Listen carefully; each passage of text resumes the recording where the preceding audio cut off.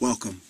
My name is Brian Dale, and I just wanted to shoot this super short video and say congratulations to the so-called man with the golden voice, Ted Williams. You, like I, was just simply amazed at the story of a man that was sitting on the side of the street asking for money, asking for handouts, and one person, a cameraman, shot this gentleman on the side of the road, asked him to do something for the money he was going to give him. Ted Williams, the man with the golden voice, opens his mouth up, and all of a sudden this just amazing voice called a radio voice comes out, pops out, and the whole world is amazed. To date, he has over 24, Ted Williams, and the guy who actually shot the video, in combinations with some things that happened in his life afterwards, including the TV interviews, radio interviews, those types of things. I mean, this guy has just blown up. I want to say congratulations to you, Ted Williams. You know, you were on the street, sleeping on the street, and you just somehow was in the right place at the right time, shot with the video, boom, you shoot to Web 2.0 superstar status. I want to encourage you, man. You've been out there for a long time, just struggling. I just want to personally encourage you as somebody who works with the homeless and helps the homeless get back to self-sufficiency.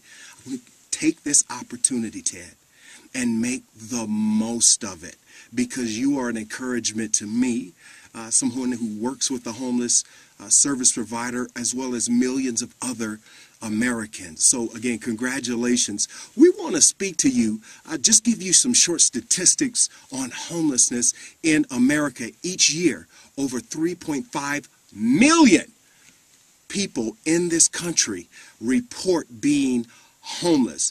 On any given night in this country, 730,000 people are homeless. On any given night, 100,000 veterans are sleeping on the streets, requiring some sort of homeless services.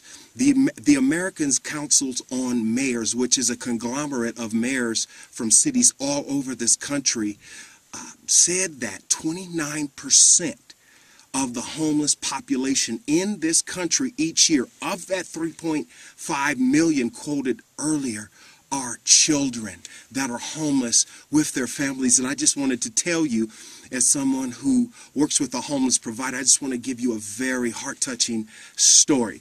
There was this young lady. She was 11, 12 years old. She came to the organization that I worked for. And over the course of a couple of years, this organization, we worked with her family to get them back to being what we call self-sufficient. So they saved up some money while in this program that this organization was offering. And they actually was able to rent a home. And the home was pretty nice size home, comfortable. And she called me up on the phone, and she said to me, she said, I got my own room. I have my own room. I have my own room. And she was so excited because this young lady and her family was chronically homeless. By the time she was 11 to 12, as I told you before, was her age, they had lived in hotels, living from hotel to hotel, 2 beds in a room, a family of 5.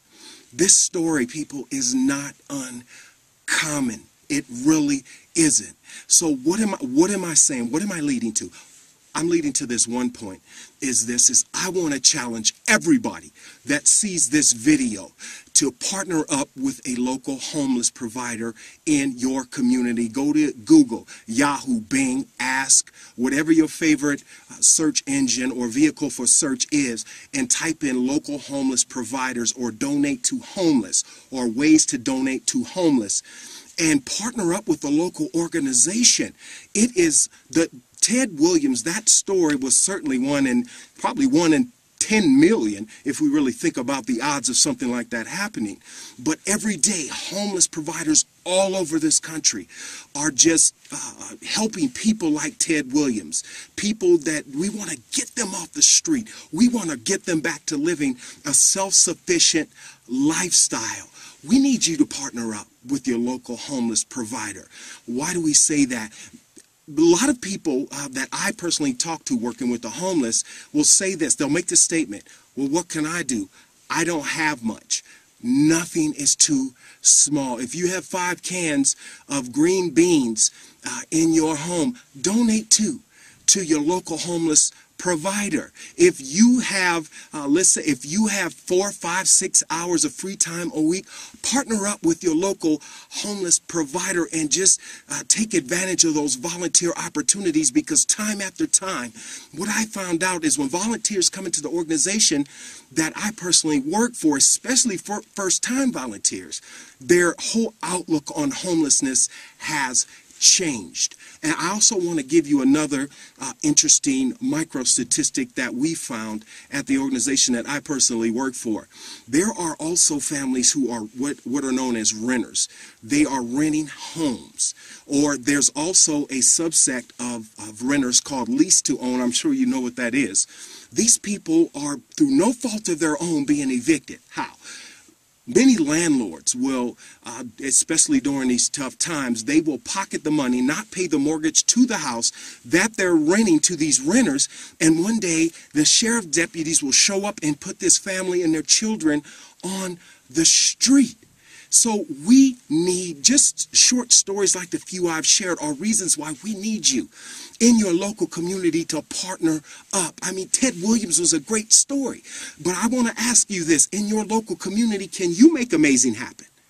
Whose life can you change in your local community? Go to your search engine. Commit today to being a part of eradicating homelessness in this country. So be it.